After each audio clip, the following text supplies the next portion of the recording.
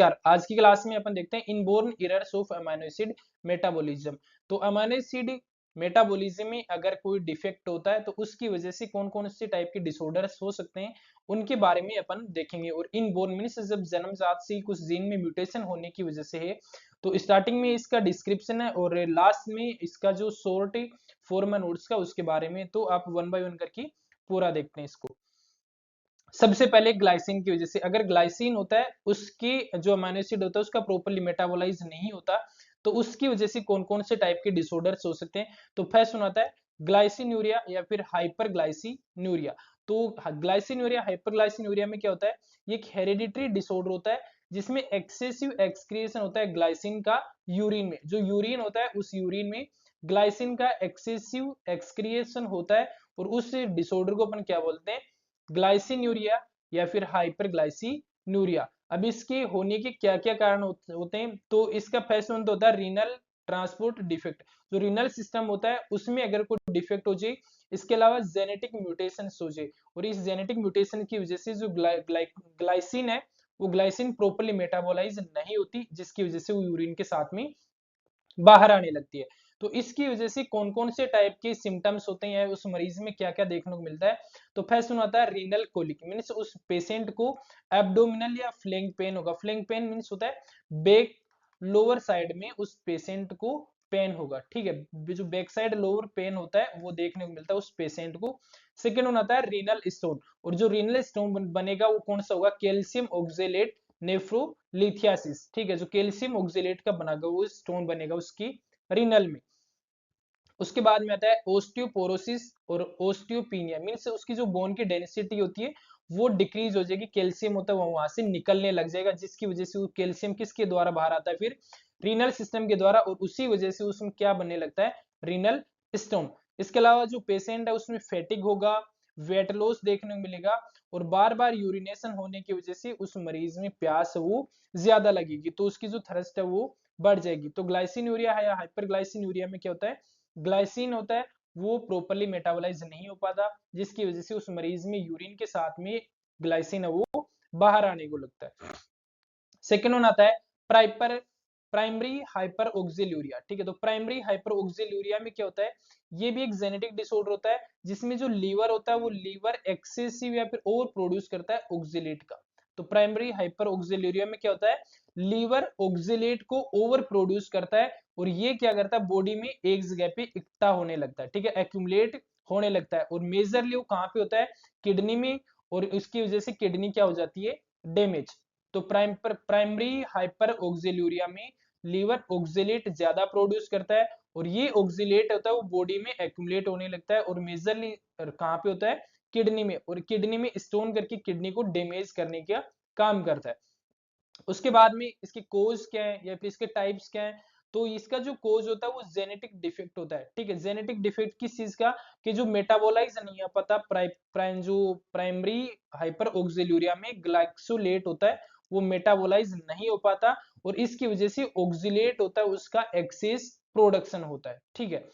तो ऑक्सिलेट का excess production होता है। अब ये मेजरली तीन टाइप का होता है, टाइफेस्ट, प्राइमरी हाइपरऑक्सिल्यूरिया या फिर टाइफेस्ट। तो जिसमें क्या होता है कि एलेनिन ग्लाइकोलेट अमीनो ट्रांसफरेज जो एंजाइम्स होते हैं इसकी डेफिशिएंसी हो जाती है, इसकी वजह से टाइप फेस्ट होता है। तो टाइप फेस्ट में केवल alanine glycolate amino transferase enzyme की डेफिशिएंसी होती है, तो उसकी वजह से जो प्राइमरी हाइपरऑक्सिल्यूरिया होता है वो कौन सा होता है, टाइप फेस्ट होता है।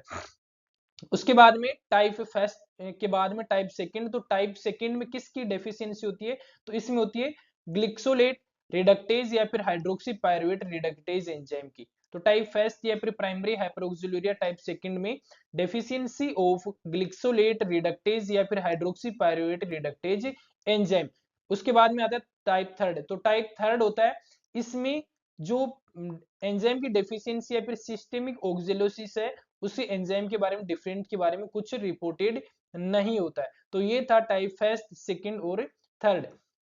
उसके बाद में देखते हैं प्राइमरी हाइपरऑक्सिल्यूरिया अगर किसी पेशेंट को हो जाता है तो कौन सी टाइप के सिम्टम्स होते हैं उसमें विजिबल होते हैं। तो फर्स्ट वन आता है recurrent kidney and bladder stones, उस मरीज को बार बार किडनी का स्टोन होगा और ब्लैडर का स्टोन होगा। सेकंड वन आता है लोअर पेन होगा, जो बैक साइड में फ्लैंक पेन होगा वो देखने को मिलेगा। और जो पेशेंट में यूरिन के साथ में ब्लड आएगा जिसको अपन क्या बोल देते हैं, हेमेचूरिया। इसके अलावा पेशेंट को बार बार फ्रीक्वेंट एंड पेनफुल यूरिनेशन होगा, मीन्स जब वो यूरिन पास आउट करेगा तो बार बार जाएगा पास आउट करने के लिए और पेन यूरिनेशन के दौरान उसको पेन फील होगा। उसके बाद में सेकंड वन आता है, उसकी बार बार यूरिन को पास आउट करने की जो नीड होती है वो भी क्या हो जाएगी, बढ़ जाएगी। तो सेकंड वन था प्राइमरी हाइपर ऑक्सील्यूरिया, जिसमें ऑक्जेलेट का लीवर वो ज्यादा प्रोडक्शन करता है और वो किडनी को डैमेज कर सकता है। अब देखते हैं फेनेलिन एंड टायरोसिन की वजह से। तो फेनेलिन एंड टायरोसिन की वजह से फर्स्ट वन आता है फिनाइल कीटोन यूरिया। और इस फिनाइल कीटोन यूरिया में क्या होता है कि जो मरीज होता है उस मरीज को फेनेलिन जो अमीनो एसिड होता है वो प्रॉपर्ली मेटाबोलाइज नहीं होता है। ठीक है, ये एक जेनेटिक मेटाबॉलिक डिसऑर्डर होता है जिसमें पेशेंट है वो फेनेलिन अमीनो एसिड को मेटाबोलाइज नहीं कर पाता है और उसकी वजह से ये ब्लड में और ब्रेन में कंटिन्यूअसली क्या होता है, जमा होता रहता है। ठीक है, उसकी कोज क्या होते हैं, तो फर्स्ट वन होता है फेनेलिन एनिलिन हाइड्रोक्सिलेज जो एंजाइम जीन होता है उसमें म्यूटेशन हो सकता है।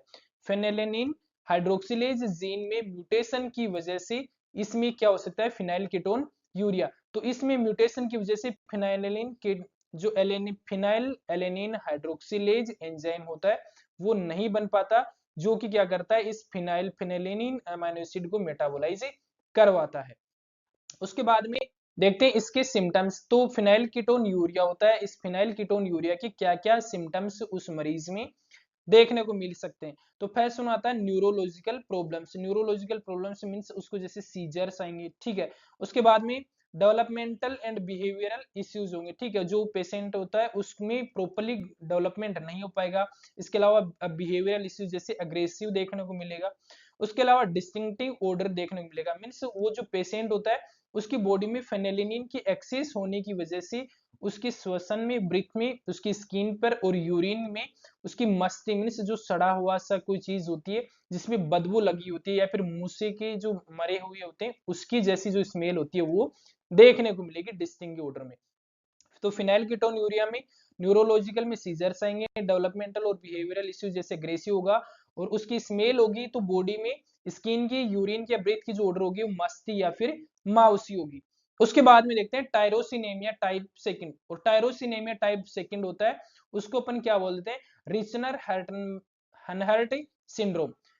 टायरोसिनेमिया टाइप सेकंड को अपन क्या बोलते हैं, रिचनर हेनहर्ट सिंड्रोम बोलते हैं। ये एक जेनेटिक डिसऑर्डर होता है जिसमें जो टायरोसिन अमीनो एसिड होता है वो ब्रेक डाउन नहीं हो पाता और उसकी वजह से टायरोसिन होता है वो बॉडी में जमा होने लगता है। अब इसको टायरोसिनेमिया टाइप सेकंड होने का कारण क्या है, तो इसमें टायरोसिन अमीनो ट्रांसफेरेज एंजाइम होता है, इसकी कमी हो जाती है और ये टायरोसिन अमीनो ट्रांसफेरेज क्या करता है, इस टायरोसिन को ब्रेक डाउन करता है। ठीक है, तो ये जब इसकी कमी हो जाएगी तो ये ब्रेक डाउन नहीं होगा और ये जब ब्रेक डाउन नहीं होगा तो बॉडी के अंदर क्या होने लगेगा, बिल्डअप होने लगेगा। उसके बाद में टायरोसिनेमिया टाइप सेकंड होता है, उसके क्या क्या साइन एंड सिम्टम्स होते हैं, मींस उस मरीज में क्या देखने को मिलेगा। तो फर्स्ट वन आएगा एपिफोरिया, मींस एक्सेसिव टीयरिंग होगी, ज्यादा आंसू आएंगे उस मरीज को। इसके अलावा excessive sensitivity to light, means उसमें जो लाइट होगी उसके प्रति उसको सेंसिटिविटी होगी, उसको लाइट से डर लगेगा। उसके बाद में रेडनेस होगी आंखों में और आंखों में उसको दर्द होने लगेगा। और उसके लास्ट में आता है painful thick pages of skin, जो उसकी स्किन होती है उस स्किन के ऊपर पेज बनेंगे और पेनफुल और मोटे पेज बनने को मिलेंगे। ठीक है, तो वो किस में देखने को मिलता है, टायरोसिनेमिया टाइप सेकंड में। तो टायरोसिनेमिया टाइप सेकंड होता है उसमें टायरोसिन का मेटाबॉलिज्म नहीं हो पाता जिसकी वजह से टायरोसिन होता है वो बॉडी में बिल्डअप होने लगता है। और ये क्यों नहीं होता, क्योंकि इसमें टायरोसिन अमीनो ट्रांसफेरेज एंजाइम की डेफिशिएंसी हो जाती है। उसके बाद में आता है एल्केप्टोन्यूरिया। तो एल्केप्टोन्यूरिया में क्या होता है कि जो बॉडी होती है वो टायरोसिन और फेनेलिन दोनों को ही मेटाबोलाइज नहीं कर पाती है। ठीक है, मेटाबॉलिक जेनेटिक मेटाबॉलिक डिसऑर्डर होता है जिसके अंदर बॉडी है वो टायरोसिन और फेनेलिन अमीनो एसिड का मेटाबॉलिज्म नहीं कर पाती और जिसकी वजह से क्या होता है, होमोजेंटिसिक एसिड होता है वो बॉडी में बिल्ड होने लगता है और ये क्या करता है, फिर यूरिन को डार्क से ब्राउनिश कलर में कन्वर्ट कर देता है। जब यूरिन पास आउट होता है और यूरिन पास आउट होने के बाद में जब वो एयर के कांटेक्ट में आता है तो यूरिन का जो कलर है डार्क से ब्राउन ब्लैक कलर में हो जाएगा और इसीलिए इस बीमारी को अपन क्या बोलते हैं, ब्लैक यूरिन डिजीज। तो एल्केप्टोन्यूरिया में बॉडी है वो टायरोसिन और फेनेलिन दोनों को मेटाबोलाइज नहीं कर पाती और इसकी वजह से क्यों होता है, क्योंकि बॉडी में होमोजेंटिसिक एसिड होता है वो बिल्डअप होने लगता है जो यूरिन के कलर को बदल देता है। इसी वजह से इस बीमारी को अपन क्या बोलते हैं, ब्लैक यूरिन डिजीज। उसके बाद में आता है टायरोसिनोसिस या फिर टायरोसिनोमिया। तो टायरोसिनोसिस या टायरोसिनेमिया में क्या होता है, ये एक जेनेटिक मेटाबॉलिक डिसऑर्डर होता है जिसमें बॉडी होती है वो प्रॉपर्ली टायरोसिन को मेटाबोलाइज नहीं कर पाती, और अगर ये मेटाबोलाइज नहीं कर पाएगी तो जो टायरोसिन और टायरोसिन का जो बाई प्रोडक्ट होता है वो बॉडी में क्या होने लगता है, बिल्ड होने लगता है। और ये किसकी वजह से होता है, इसमें डेफिशिएंसी हो जाती है मेलेल एसिटो आइसोमरेज या फ्यूमेराइल एसिटो एसीटेट हाइड्रोलेज। इस एंजाइम की कमी होने की वजह से मेलेल एसिटेट आइसोमरेज और फ्यूमेराइल एसिटोएसिटेट हाइड्रोलेज एंजाइम की कमी की वजह से उस मरीज को टायरोसिनोसिस या टायरोसिनेमिया देखने को मिलता है। अब अगर उस मरीज को टायरोसिनोसिस होता है तो उसमें क्या सिम्टम्स देखने को मिलेंगे, उस पेशेंट की पुअर ग्रोथ होगी, जितनी उसकी ग्रोथ होनी चाहिए एज के अकॉर्डिंग, हाइट के अकॉर्डिंग वो नहीं होगी। इसके अलावा उस पेशेंट की जो लीवर है उस लीवर की साइज बढ़ेगी, जो अब्डोमिनल साइड होती है उस अब्डोमिनल साइड के ऊपर स्वेलिंग में सूजन देखने को मिलती है, उसकी वोमिटिंग होगी, डायरिया होगा, मींस उल्टी होंगी और उसको डायरिया देखने को मिलेगा। इसके अलावा लीवर डैमेज के सिम्टम्स होंगे, जैसे उसमें सिरोसिस, जो लीवर सिरोसिस होता है वो देखने को मिलेगा। इसके अलावा जो रीनल डिजीज होती है वो रीनल डिजीज मींस जो किडनी से संबंधित जो बीमारी होती है वो देखने को मिलेगी। तो टायरोसिनोसिस में क्या होता है, टायरोसिन का ब्रेकडाउन नहीं होता और इसकी वजह से टायरोसिन और उसका बाई प्रोडक्ट होता है वो ब्लड के अंदर बढ़ता रहता है। और ये क्यों होता है, मेलेल एसिटोएसिटेट आइसोमरेज और फ्यूमेराइल एसिटोएसिटेट हाइड्रोलेज एंजाइम की कमी की वजह से। उसके बाद में देखते हैं एल्बिनिज्म।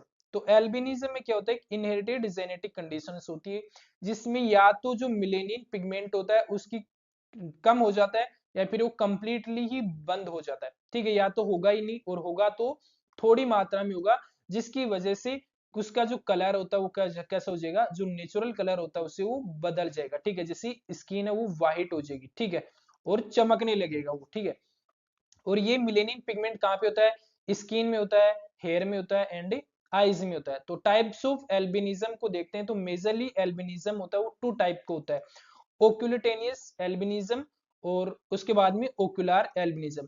तो ओक्यूलोक्यूटानियस एल्बिनिज्म होता है उसमें क्यूटानियस जो लेयर होती है वो अफेक्ट होती है, जैसे स्किन में देखने को मिलता है, हेयर को अफेक्ट करेगा और आंखों को अफेक्ट करेगा। जबकि ओक्यूलर एल्बिनिज्म होता है वो केवल और केवल आंखों को ही अफेक्ट करता है, और ये मोस्टली जो मेल्स जेंडर होते हैं, मेल जेंडर होता है उसमें देखने को मिलता है। तो ओक्यूलर एल्बिनिज्म मेल में ही मेजरली अकर होता है।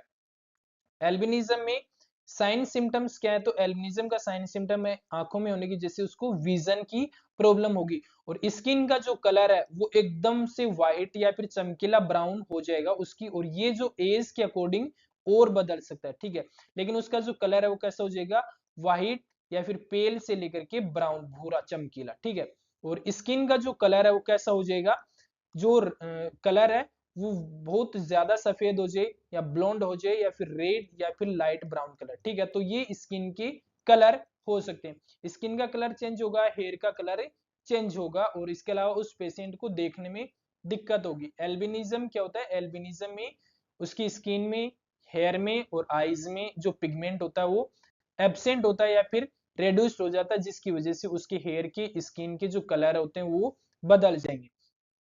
उसके बाद में आते हैं third one, sulphur containing amino acid. तो सल्फर कंटेनिंग अमाइनो एसिड में जो ऐसे अमाइनो एसिड जो सल्फर का जो मोलिक्यूल होता है वो प्रेजेंट हो तो उसको कौन सा अमाइनो एसिड बोलते हैं, सल्फर कंटेनिंग अमाइनो एसिड बोलते हैं। और इसका जो फर्स्ट वन है सिस्टीन्यूरिया। तो सिस्टीन्यूरिया में क्या होता है, एक जेनेटिक डिसऑर्डर होता है, और इस जेनेटिक डिसऑर्डर में बॉडी के अंदर एक्सेसिव अमाउंट में सिस्टीन वो बिल्डअप होने लगता है, और इसकी वजह से वो यूरिन के साथ में बाहर आने लगता है। और ये क्या करता है फिर, किडनी के अंदर, यूरेटर के अंदर और अपने ब्लेडर के अंदर सिस्टीन का जो स्टोन होता है वो फॉर्मेशन करता है, जो कि कैसा होता है, पेनफुल। तो सिस्टीन यूरिया में सिस्टीन है वो एक्सेसिव एक्यूमुलेशन होने की वजह से यूरिन के साथ में बाहर आता है, और उसकी वजह से उस पेशेंट में किडनी, यूरेटर और ब्लेडर के स्टोन का फॉर्मेशन होने लगता है। अगर किसी मरीज को सिस्टीन यूरिया होता है तो उसके क्या कोज होते हैं या फिर इनहेरिटेंस कैसे होता है, ठीक है, एक जनरेशन से नेक्स्ट जनरेशन में। तो सिस्टीन्यूरिया वो इनहेरिटेड मेटाबॉलिक डिसऑर्डर होता है जब इसमें म्यूटेशंस होते हैं जीन में, दो जीन होते हैं, कौन कौन सी, SLC 3A1 और SLC7A9 ये दो जीन होते हैं। अगर इन जीन में म्यूटेशन होता है, बदलाव होता है, तब जाकर के सिस्टीन्यूरिया होता है। और ये जीन क्या करते हैं, जो प्रोटीन कॉम्प्लेक्स होता है उस प्रोटीन कॉम्प्लेक्स के कोड के रूप में काम करते हैं, जो क्या करता है, सिस्टीन को रीअब्सॉर्ब करता है और अमीनो एसिड को ब्लड स्ट्रीम में लेके जाता है। उसके बाद में नेक्स्ट सुनाते हैं, अगर किसी को सिस्टीन्यूरिया होता है तो क्या सिम्टम्स होते हैं। तो सिस्टीन्यूरिया के सिम्टम्स मींस जो पेशेंट होता है उसको फ्लैंक पेन होगा, जो लोअर बैक पेन होगा, हिमेचूरिया होगा यानी यूरिन के साथ में ब्लड आएगा, यूरिनरी ट्रैक्ट का इन्फेक्शन होगा, नोजिया वोमिटिंग होगा और बार बार यूरिनरी फ्रीक्वेंसी मींस उसकी बढ़ जाएगी, बार बार यूरिनेशन के लिए वो मरीज जाएगा। तो सिस्टीन्यूरिया में सिस्टीन का मेटाबॉलिज्म नहीं हो पाता और उसकी वजह से वो यूरिन में ज्यादा होता है और इसकी वजह से यूरेटर, किडनी और जो ब्लैडर होता है वहां पे स्टोन का फॉर्मेशन होने लगता है। और ये क्यों होता है, क्योंकि जीन में म्यूटेशन होने की वजह से। उसके बाद में आता है सिस्टीनोसिस। तो सिस्टीनोसिस क्या होता है, एक जेनेटिक लाइसोसोमल स्टोरेज डिसऑर्डर होता है जिसमें जो सिस्टीन होता है वो अबनॉर्मली एक्यूमुलेट होने लगता है और उसके बाद में क्रिस्टल का फॉर्मेशन करने लगता है बॉडी की सेल्स में। बॉडी सेल्स में क्या होते हैं, लाइसोसोम्स होते हैं और ये लाइसोसोम्स के अंदर फिर क्या करता है, जो सिस्टीन होता है वो एक्यूमुलेट होकर के क्रिस्टल्स का फॉर्मेशन करता है, ठीक है। और ये वहां पे एक जगह पे बिल्ड होके जो बॉडी के टिश्यूज होते हैं उनको डैमेज करता है, ऑर्गन्स हो गए उनको डैमेज करता है और मुख्य रूप से या पर्टिकुलरली किसको डैमेज करता है, किडनीज को एंड आईज को। उसके बाद में देखते हैं कोजेज को। तो जो सिस्टेनोसिस किसी पेशेंट को होता है तो उसके क्या क्या कारण हो सकते हैं। फर्स्ट सुनाता है, सिस्टेनोसिस एक ऑटोसोमल रिसेसिव डिसऑर्डर होता है जिसमें सीटीएनएस जीन होता है, उस सीटीएनएस जीन में म्यूटेशन होने की वजह से। तो सिस्टीनोसिस क्यों होता है, जो सीटीएनएस जीन होता है उस सीटीएनएस जीन में म्यूटेशन, बदलाव होने की वजह से सिस्टीनोसिस देखने को मिलता है। उसके बाद में डिफेक्टिव प्रोटीन, जो सीटीएनएस जीन होते हैं वो क्या करते हैं, सिस्टीनोसिन के लिए जो बनने के लिए जो इंस्ट्रक्शंस होते हैं वो प्रोवाइड करवाते हैं और ये क्या करता है, इस सिस्टीन को ट्रांसपोर्ट करता है। जो सिस्टीनोसिन होता है वो बनता है और ये सिस्टीनोसिन इस सिस्टीन को ट्रांसपोर्ट करता है लाइसोसोम से बाहर। लेकिन इसमें सीटीएनएस जीन में डिफेक्ट होने की वजह से ये सिस्टीनोसिन नहीं बनता और उसकी वजह से सिस्टीन है वो लाइसोसोम्स के अंदर ही क्या होने लगता है, बिल्डअप होने लगता है। तो जो सिस्टीनोसिन होता है, सिस्टीनोसिस तीन टाइप का होता है जनरली, नेफ्रोटिक सिस्टीनोसिस, इंटरमीडिएट और नॉन नेफ्रोटिक। तो जो नेफ्रोटिक होता है उसमें मोस्ट सीवियर टाइप का होता है जो किडनी को अफेक्ट करता है, ठीक है। और ये मेजरली किस में होता है, जो बच्चे होते हैं या फिर यंग बच्चे होते हैं उसमें, इन्फेंट्स में या फिर जो यंग बच्चे होते हैं उसमें अफेक्ट करता है।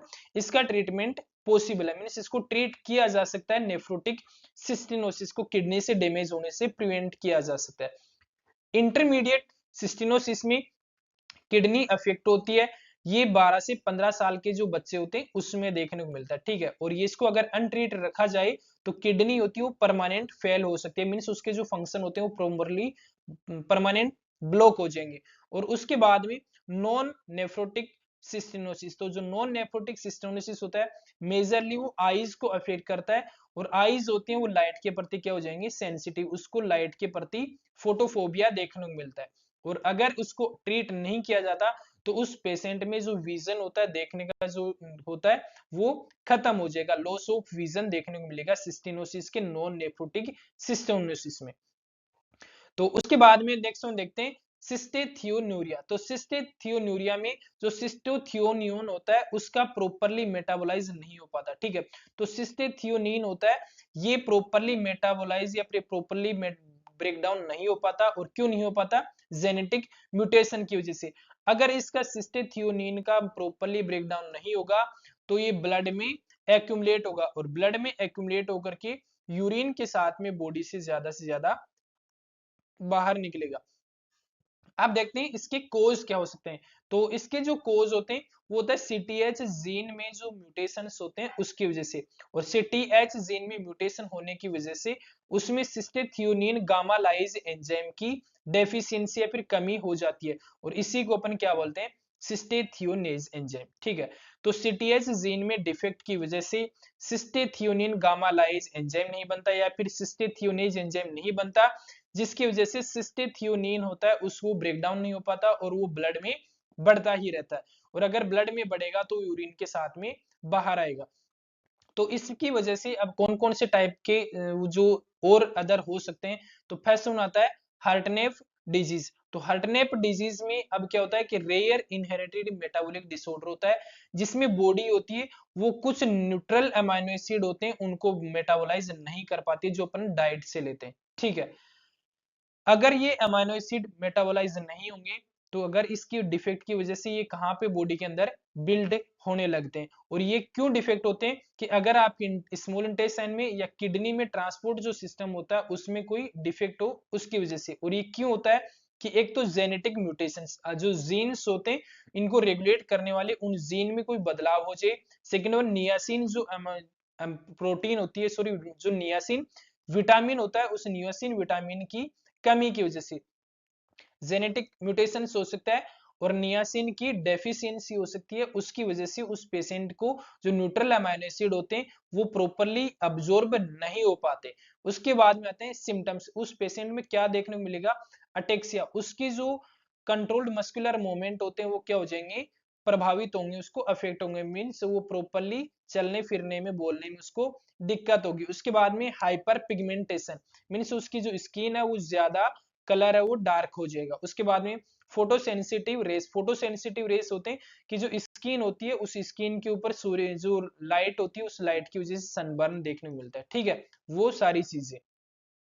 उसके बाद में आता है fifth one aliphatic amino acid. तो एलिफेटिक अमाइनो एसिड होते हैं, उसमें फर्स्ट वन आता है मेपल सिरप यूरिन डिजीज। और मेपल सिरप यूरिन डिजीज में क्या होते हैं कि जैसे ल्यूसिन हो गया, आइसोल्यूसिन हो गया और वेलिन हो गया, इन तीनों अमाइनो एसिड का जो बॉडी से प्रोसेसिंग होती है वो प्रॉपरली नहीं हो पाती। तो it is a rare inherited metabolic disorder जो प्रिवेंट करता है बॉडी को from properly processing the leucine, isoleucine और valine. Means leucine, isoleucine, valine होता है उसका प्रॉपरली प्रोसेसिंग या मेटाबोलाइज नहीं होने की वजह से कौन सी टाइप का डिसऑर्डर होता है, मेपल सिरप यूरिन डिजीज। ये जो अमाइनो एसिड होते हैं वो और इसके जो टॉक्सिक बाय प्रोडक्ट होते हैं वो बॉडी के अंदर बिल्डअप होने लगते हैं, जैसे यूरिन में आएंगे और ईयर वैक्स में आएंगे, जिसकी वजह से उसमें मेपल सिरप लाइक ऑर्डर देखने को मिलता है। और इसी वजह से मेपल सिरप होती है और उसकी जैसी उसकी स्मेल होती है, उसी वजह से इसको क्या नाम दिया गया है, मेपल सिरप यूरिन डिजीज। तो मेपल सिरप यूरिन डिजीज होता है, इसमें जो तीन अमाइनो एसिड होते हैं, ल्यूसिन होता है, आइसोल्यूसिन होता है और वेलिन होता है, इन तीनों का प्रॉपर्ली मेटाबोलाइज नहीं हो पाता, जिसकी वजह से ये तीनों अमाइनो एसिड और इसके जो बाई प्रोडक्ट होते हैं ये बॉडी के अंदर बिल्डअप होने लगते हैं और पेशेंट में यूरिन में और ईयर वैक्स होता है उसमें मेपल सिरप लाइक ऑर्डर होता है, और इसी वजह से इसको अपन क्या बोल देते हैं, मेपल सिरप यूरिन डिजीज। उसके बाद में देखते हैं मेपल सिरप यूरिन डिजीज होते हैं उसके कोज क्या है, क्या क्या कारण हो सकते हैं जिसकी वजह से हो सकता है। तो इसमें डेफिशिएंसी हो जाती है किसकी, branch chain alpha keto acid dehydrogenase complex की।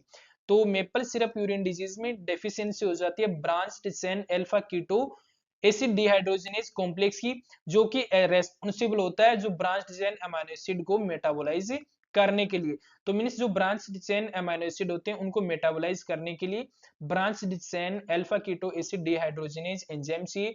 लेकिन मेपल सिरप जो यूरिन डिजीज होता है इसमें इसकी डेफिशिएंसी हो जाती है, जिसकी वजह से बॉडी में क्या होने लगते हैं, बिल्डअप होने लगते हैं। और इसके सिम्टम्स क्या आते हैं, डिस्टिंक्टिव ऑर्डर आती है, उस पेशेंट को फीडिंग इश्यूज होंगे। फीडिंग इश्यूज मींस या तो वो खाना जब खाना खाएगा तो उसमें डिफिकल्टी होगी, और खाना खाने के बाद में उसको क्या हो सकती है, वोमिटिंग हो सकती है। इसके अलावा उसमें लिथार्जी देखने को मिलता है और इरिटेबिलिटी देखने को मिलता है। उसके बाद में उसमें सीजर्स। तो ये चार टाइप के सिम्टम्स आते हैं मेपल सिरप यूरिन डिजीज में, distinctive order, feeding issues, lethargy and irritability, और उसके बाद में सीजर्स।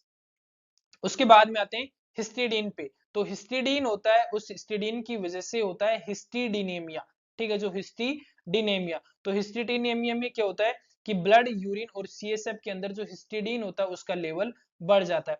हिस्टिडिनेमिया में क्या होता है कि जो हिस्टिडीन अमाइनो एसिड होता है वो प्रॉपरली मेटाबोलाइज नहीं होने की वजह से कंटिन्यूअस यूरिन में, ब्लड में और इसके अलावा जो सीएसएफ होता है इसके अंदर बढ़ता रहता है, और इसकी वजह से जो डिजीज होता है उसको अपन क्या बोल देते हैं, हिस्टिनीमिया।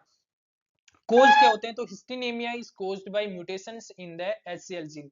जो HCl जीन होता है उस HCl जीन में म्यूटेशंस की वजह से हिस्टिडीनेमिया होता है। और ये जो HCl जीन होता है वो हिस्टिडीज जो एंजाइम होता है हिस्टिडीन के ब्रेकडाउन के लिए उस हिस्टिडेज एंजाइम को प्रॉपर्ली प्रोड्यूस नहीं कर पाता है, और इसकी वजह से कौन सा जो डिसऑर्डर होता है हिस्टिडीनेमिया। और हिस्टिडेज जो एंजाइम होता है वो रेस्पॉन्सिबल होता है इस हिस्टिडीन को ब्रेक डाउन करने के लिए, जबकि जो HCl जीन है वो म्यूटेट हो जाता है इस बीमारी में, जिसकी वजह से हिस्टिडेज एंजाइम नहीं बनता, और हिस्टिडेज एंजाइम नहीं बनने की वजह से प्रॉपर्ली फंक्शन नहीं हो पाते, जिसकी वजह से टिश्यू में हिस्टिडीन होता है वो बिल्डअप होने लगता है।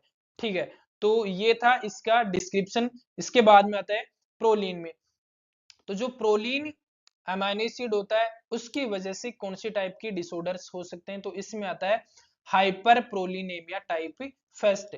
हाइपर प्रोलिनेमिया टाइप फर्स्ट होता है, ये एक मेटाबॉलिक डिसऑर्डर होता है जिसमें प्रोलीन जो अमाइनो एसिड होता है वो proline amino acid properly metabolise नहीं होने की वजह से ब्लड में एंड यूरिन में बिल्डअप होने लगता है। अब इसका कोज क्या होता है हाइपर प्रोलिनेमिया टाइप फर्स्ट में, जो प्रोलीन यूरिन में और ब्लड में बढ़ रहा है, तो इसका एक कारण है प्रोलीन ऑक्सीडेज एंजाइम की कमी हो जाती है। और ये प्रोलीन ऑक्सीडेज एंजाइम क्या करता है, इस प्रोलीन को मेटाबोलाइज कर देता है। लेकिन अगर इसकी कमी है तो प्रोलीन है वो मेटाबोलाइज नहीं होगा, और जो डिजीज होगा वो कौन सा होगा, हाइपर प्रोलिनेमिया टाइप फर्स्ट। अब इस मरीज में क्या क्या साइन सिम्टम्स देखने को मिलते हैं, तो हाइपर एक्टिविटी उस पेशेंट में देखने को मिलेगी, मीन्स जो एक्टिविटी है नॉर्मल से ज्यादा करेगा। इसके अलावा सिजोफ्रेनिया के जो चांसेस होते हैं उस पेशेंट को जो मेंटल डिसऑर्डर होता है उसके चांसेस बढ़ जाएंगे। किडनी का माल फॉर्मेशन, जो किडनी है वो प्रॉपर्ली ग्रोथ नहीं या फिर फॉर्मेशन नहीं होगा। इसके अलावा सीजर्स देखने को मिलेंगे, और उसके अलावा उसकी जो इंटेलेक्चुअल एबिलिटी है वो क्या हो जाएगी, डिस्टर्ब हो जाएगी, और माइल्ड टू सीवियर की जो शॉर्ट फॉर्म में कि कौन से टाइप के डिसऑर्डर्स होते हैं, उसमें क्या क्या मेटाबॉलिक डिसऑर्डर्स हो सकते हैं। ठीक है, तो सबसे पहले देते हैं ग्लाइसिन जो अमाइनो एसिड होता है उस ग्लाइसिन अमाइनो एसिड की वजह से कौन से हो सकते हैं, तो फर्स्ट वन आता है ग्लाइसिन्यूरिया। ये ग्लाइसिन्यूरिया क्या होता है, रीनल रीअब्जॉर्प्शन में अगर डिफेक्ट हो तो उसकी वजह से कौन सा डिसऑर्डर हो सकता है, ग्लाइसिन्यूरिया। ठीक है, सेकंड वन आता है प्राइमरी हाइपर ऑक्सिल्यूरिया। प्राइमरी हाइपर ऑक्सिल्यूरिया होता है, इसमें एलेनिन ग्लिक्सोलेट ट्रांसएमिनेज जो एंजाइम होता है उसकी क्या हो जाती है, डेफिशिएंसी हो जाती है, जिसकी वजह से ऑक्जेलेट होता है वो बिल्डअप होने लगता है। सेकंड वन आता है फेनेलेनिन एंड टायरोसिन। तो अगर फेनेलेनिन और टायरोसिन अमाइनो एसिड होता है, अगर उसमें कोई डिफेक्ट हो तो उसकी वजह से कौन कौन से टाइप की मेटाबॉलिक डिसऑर्डर्स हो सकते हैं, तो फर्स्ट वन आता है phenyl ketone urea. Phenyl ketone urea में जो फेनेलेनिन अमाइनो एसिड होता है उसका प्रॉपर्ली मेटाबोलाइज नहीं हो पाता, और वो क्यों नहीं हो पाता, फिनाइल एलेनिन हाइड्रोक्सिलेज जो एंजाइम्स होता है उसकी कमी होने के कारण। सेकेंड वन आता है टायरोसिनेमिया टाइप सेकेंड। तो टायरोसिनेमिया टाइप सेकेंड होता है, इसमें क्या होता है कि जो टायरोसिन ट्रांस एमिनेज एंजाइम होता है उसकी कमी हो जाती है। एल्केप्टोन्यूरिया में जो होम्स एंटीसेड ऑक्सीडेज एंजाइम होता है, वो होम्स एंटीसेड ऑक्सीडेज होता है वो बहुत ज्यादा बॉडी के अंदर बिल्डअप होने लगता है। उसके बाद में आता है टायरोसिनोसिस। तो टायरोसिनोसिस में क्या होता है, जो मेलाइल एसिटो एसीटेट आइसोमरेज या फिर फ्यूमेराइल एसिटो एसीटेट हाइड्रोक्सिलेज जो एंजाइम होता है उसकी कमी हो जाती है टायरोसिनोसिस में। उसके बाद में आता है एल्बिनिज्म, और एल्बिनिज्म में क्या होता है, टायरोसिनेज जो एंजाइम होता है उसकी कमी हो जाती है, और उसकी वजह से उस पेशेंट में कि जो मिलेनिन होता है उसकी कमी हो जाती है, और उसकी वजह से उसके हेयर के, आई के और जो स्किन होते हैं उसकी कलर बदल जाता है। उसके बाद में आते हैं सल्फर कंटेनिंग अमाइनो एसिड। तो सल्फर कंटेनिंग अमाइनो एसिड में फैशन आता है सिस्टीन्यूरिया, और इस सिस्टीन्यूरिया क्यों होता है, क्योंकि जो रीनल रीअब्जॉर्प्शन होता है सिस्टीन का उसमें डिफेक्ट हो जाता है, जिसकी वजह से क्या देखने को मिलता है, सिस्टीन्यूरिया। उसके बाद में आता है सिस्टिनोसिस। तो सिस्टिनोसिस में क्या होता है, सिस्टीन का प्रॉपर यूटिलाइजेशन होता है वो इंपेयरमेंट हो जाता है। उसके बाद में सिस्टेथियोन्यूरिया। तो सिस्टेथियोन्यूरिया में क्या होता है, सिस्टेथियोनेज जो एंजाइम्स होता है उस सिस्टेथियोनेज एंजाइम की डेफिशिएंसी हो जाती है, जिसकी वजह से जो सिस्टोथियोनिन होता है वो प्रॉपर्ली मेटाबोलाइज नहीं होने की वजह से बॉडी में बिल्डअप होने लगता है। उसके बाद में आता है ट्रिप्टोफेन। ट्रिप्टोफेन की वजह से हो सकता है हर्टनेफ डिजीज, और हर्टनेफ डिजीज में क्या होता है कि जो इंटेस्टाइनल रीअब्जॉर्प्शन होता है जो अमीनो एसिड्स का वो डिफेक्ट हो जाता है, और उसकी वजह से उस पेशेंट में हर्टनेफ डिजीज होती है, उसके साइन सिम्टम देखने को मिलते हैं। उसके बाद में आते हैं एलिपेटिक अमाइनो एसिड। तो एलिपेटिक अमाइनो एसिड होते हैं, उसमें आता है मेपल सिरप यूरिन डिजीज। और ये मेपल सिरप यूरिन डिजीज होता है, वो क्यों होता है?